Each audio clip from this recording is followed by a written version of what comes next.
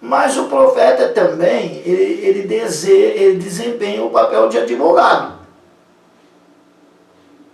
Ele exorta os piedosos a buscarem ao Senhor. Olha, daqueles que são piedosos, daqueles que andam piamente, daqueles que andam em santidade, a palavra pio, ela vem do latim, quer dizer santo. Né? Aqueles que vivem em piedade, aqueles que vivem em santidade, ele exorta a buscarem ao Senhor. Continuem assim, continuem buscando o Senhor. E aguardem pelo reino de Deus.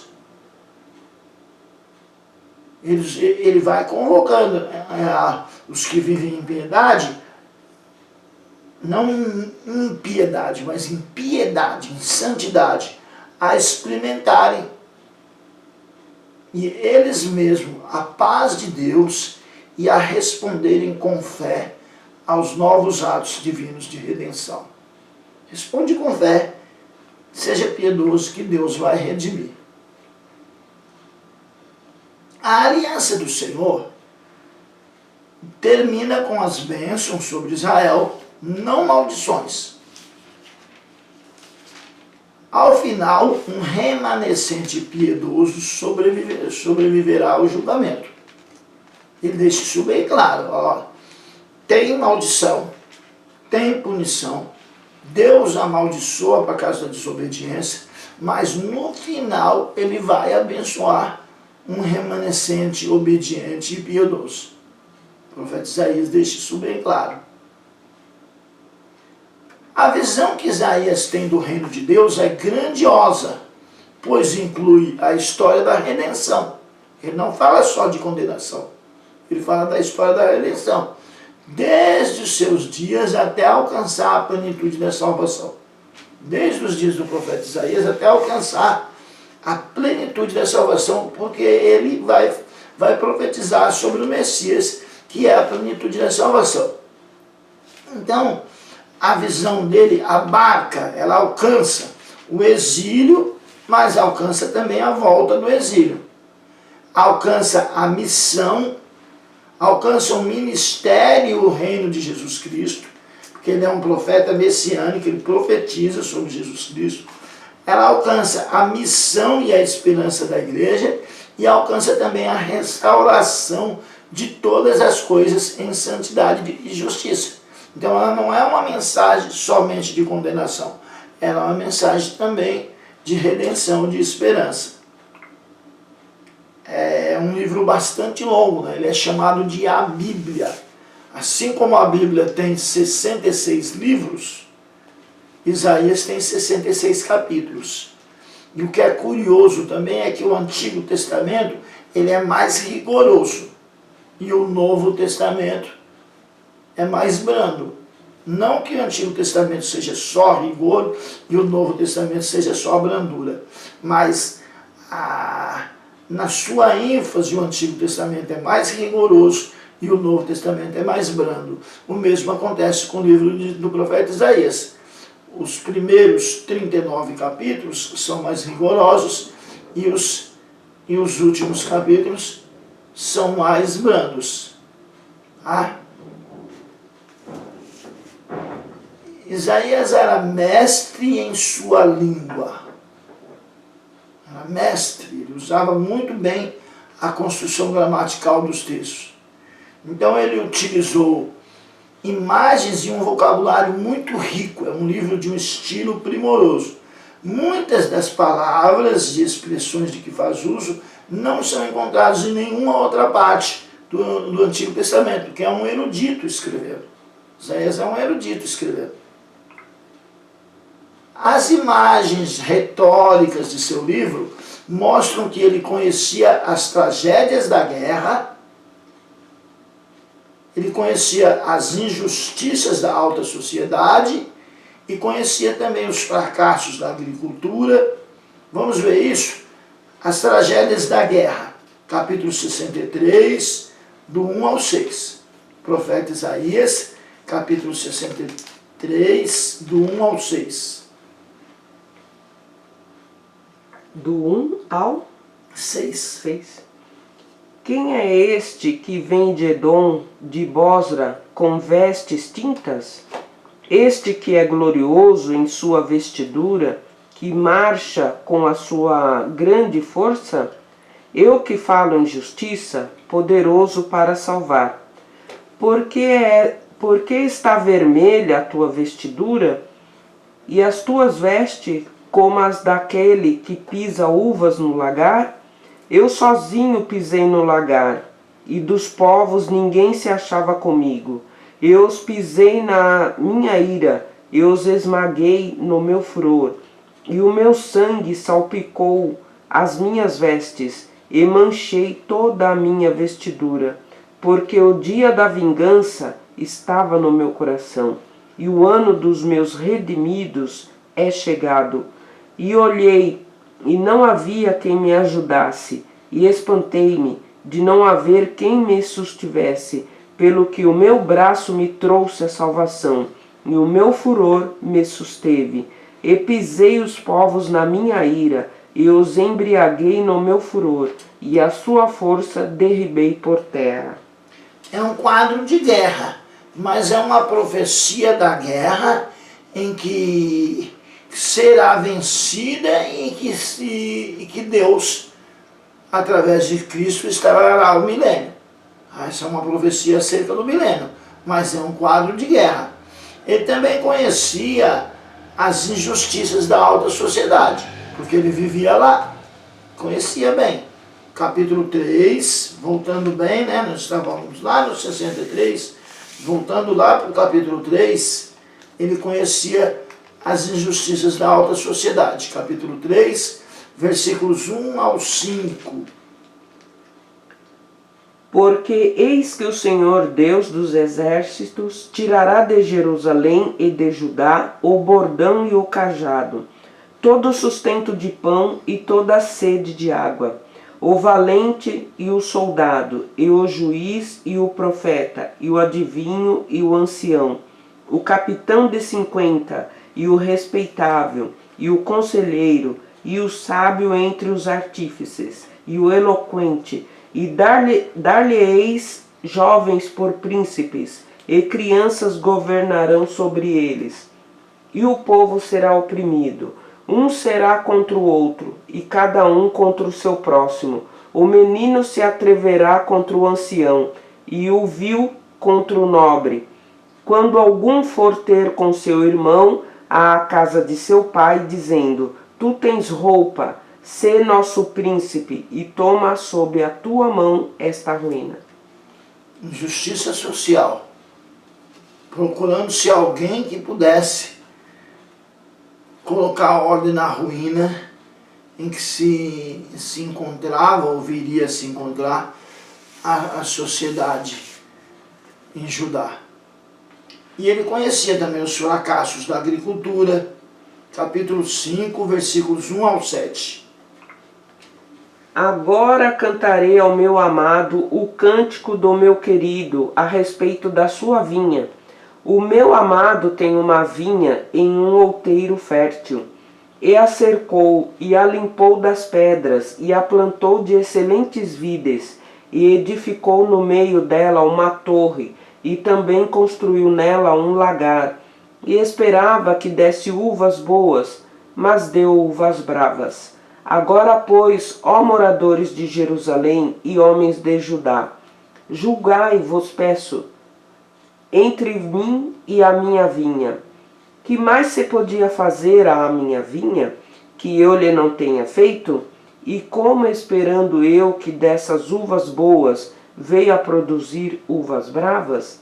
Agora, pois, vos farei saber o que eu hei de fazer à minha vinha. Tirarei a sua sebe, para que sirva de pasto. Derribarei a sua parede, para que seja pisada, e a tornarei em deserto. Não será podada, nem cavada, mas crescerão nela sarças e espinheiros, e às nuvens darei ordem, que não derramem chuva sobre ela. Porque a vinha do Senhor dos Exércitos é a casa de Israel, e os homens de Judá são a planta das suas delícias, e esperou que exercessem juízo, e eis aqui opressão, justiça, e eis aqui clamor. Ou seja, ele conhecia os fracassos da agricultura e ele usou isso para proferir a vontade de Deus, para mostrar o que Deus pensava acerca do seu povo. Ele apresenta Deus como um vinhateiro e a nação de Israel como uma vinha. Ele diz, olha, Deus é o vinhateiro, cuidou muito bem da nação, cuidou muito bem de Judá. E Judá, ao invés de responder com fidelidade, respondeu com infidelidade. Então julguem entre o Senhor e Judá. Porque na hora que vier o castigo, será que ele vai estar sendo injusto? Na hora que ele permitir que venha o cativeiro, ele vai estar sendo injusto, sendo que ele fez tudo quanto foi de bom para a sua vinha, e a sua vinha respondeu a ele com mal. Então ele faz o que ele está fazendo aí, ele está usando uma figura de retórica, ele está usando imagens retóricas, figuras retóricas, daquilo que ele conhecia para explicar a relação entre Deus e Israel. Deus foi entre Deus e Judá, o reino do sul. Deus foi fiel e Judá, o reino do sul, foi infiel. Abrange também o reino do norte, porque ele profetiza numa época em que o reino do norte ainda não havia ido para o cativeiro.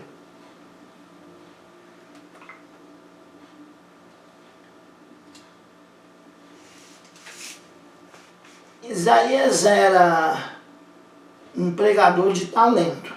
Explicando isso melhor, ele profetiza antes do reino do norte ir para o cativeiro, mas ele passa ideias acerca de como seria esse cativeiro. Porque ele profetiza tanto o reino do norte quanto o reino do sul. Ele profetiza tanto o reino do norte como o reino do sul. Olha, o profeta Isaías teria vivido entre 765 e 681. 765 e 681. Então ele passa pela queda do reino do norte, que acontece em 722. Então ele é contemporâneo da destruição de Samaria pela Síria. Ele chega a profetizá-la, mas ele é também contemporâneo da resistência do Reino do Sul. O Reino do Sul resiste. O Reino do Sul só vai cair no ano 606 diante da Babilônia.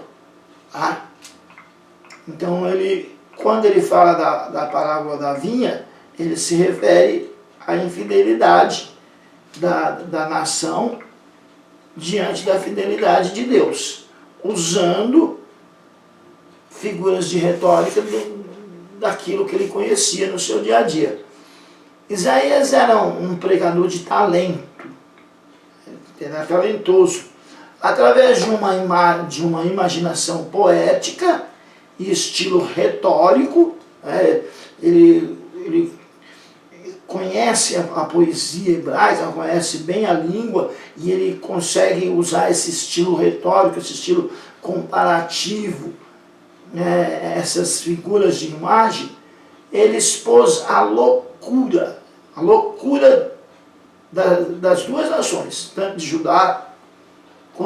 Israel quanto de Judá, de fiar, de colocar confiança nas estruturas humanas.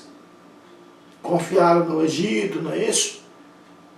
Em contraste com a sabedoria de confiar no reino de Deus. Ele expõe isso, ele fala, isso que vocês estão fazendo é uma loucura, vocês estão confiando em estruturas humanas ao invés de confiar em Deus.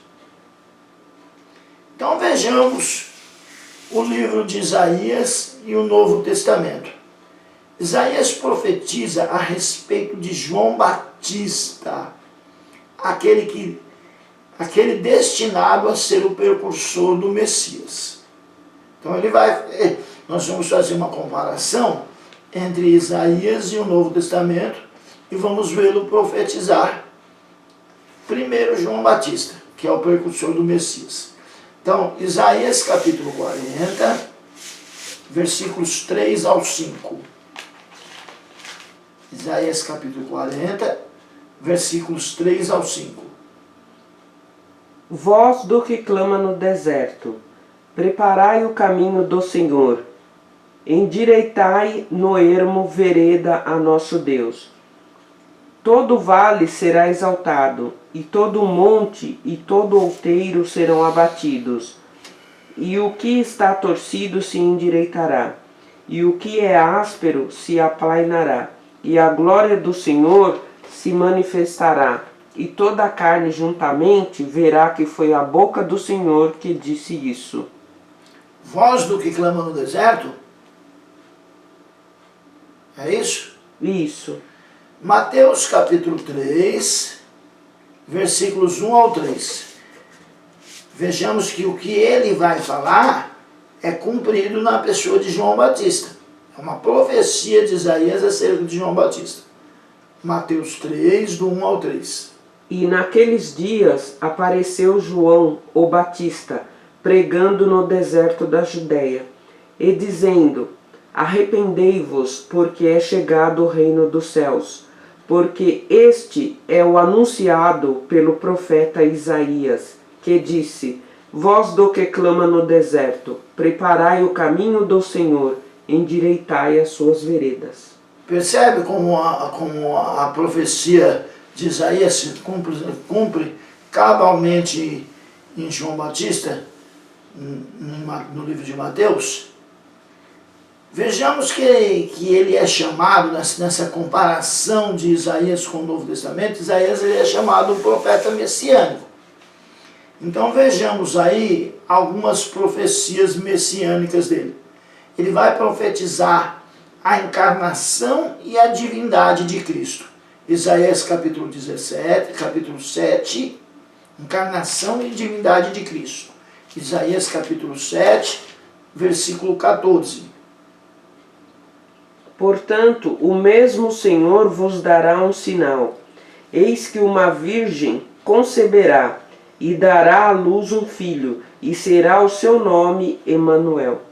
E aí, ele está falando de um filho de um rei que irá nascer. Mas olha aonde essa profecia ela vai cumprir-se mais amplamente. É por isso que o judeu diz, não, mas aí ele está falando do filho do rei da época que vai nascer.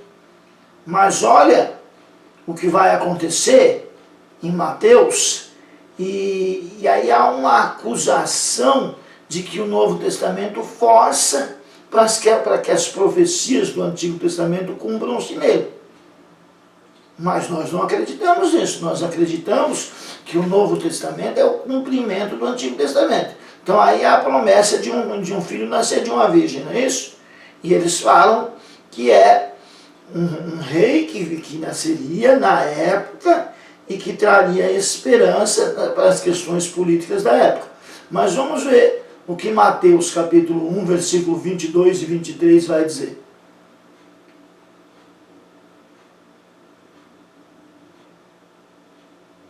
Mateus capítulo 1, versículos 22 e 23.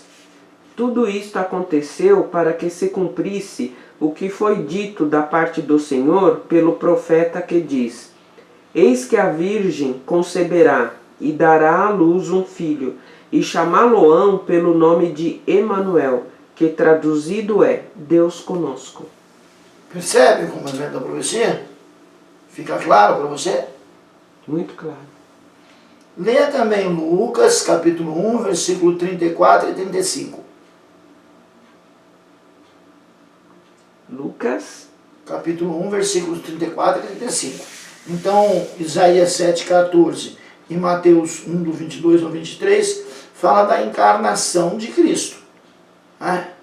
Agora, veja Lucas, capítulo 1, versículo 34 e 35. E disse Maria ao anjo: Como se fará isto, visto que não conheço homem algum? E respondendo o anjo, disse-lhe: Descerá sobre ti o Espírito Santo, e a virtude do Altíssimo te cobrirá com a sua sombra. Por isso também o santo, que de ti há de nascer, será chamado Filho de Deus. Filho de Deus. Filho de Deus é Deus, não é isso? O filho tem a natureza do pai. O filho de homem é homem. Filho de Deus é Deus. Né? No sentido em que está o texto aí, porque o homem é filho de Deus, mas porque Deus o criou. Mas Jesus é filho de Deus sem ter sido criado. Ele já existia e ele encarnou por meio de uma virgem. Então, tanto fala do nascimento, quanto da encarnação, quanto da divindade. O ente santo que de ti há de nascer será chamado Filho de Deus, é isso? Filho de Deus. Então, nós estamos falando da encarnação e da divindade de Cristo, profetizada em Isaías e cumprida no Novo Testamento. Então, vamos continuar, né, nesse expediente. Isaías capítulo 9, versículos 6 e 7. Porque um menino nos nasceu, um filho se nos deu, e o principado está sobre os seus ombros, e o seu nome será Maravilhoso Conselheiro, Deus Forte, Pai da Eternidade, Príncipe da Paz.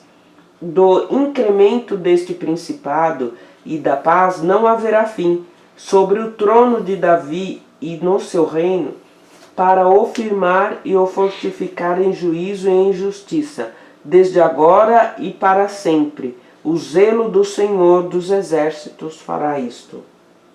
Pois bem, então o menino será chamado Maravilhoso, Conselheiro, Deus Forte.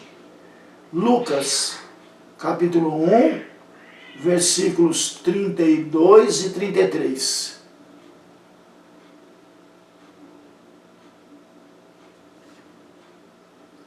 Este será grande e será chamado Filho do Altíssimo, e o Senhor Deus lhe dará o trono de Davi seu pai, e reinará eternamente na casa de Jacó, e o seu reino não terá fim.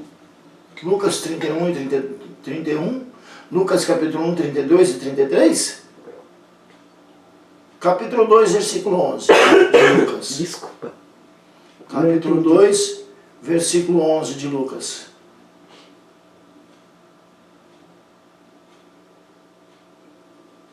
Lucas, capítulo 2, versículo 11. Desculpa. Pois na cidade de Davi vos nasceu hoje o Salvador, que é Cristo, o Senhor. Na cidade de Davi nos nasceu hoje o Salvador, que é Cristo, o Senhor.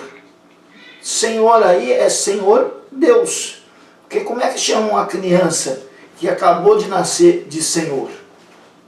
Não é Senhor no sentido de um homem maduro, respeitado.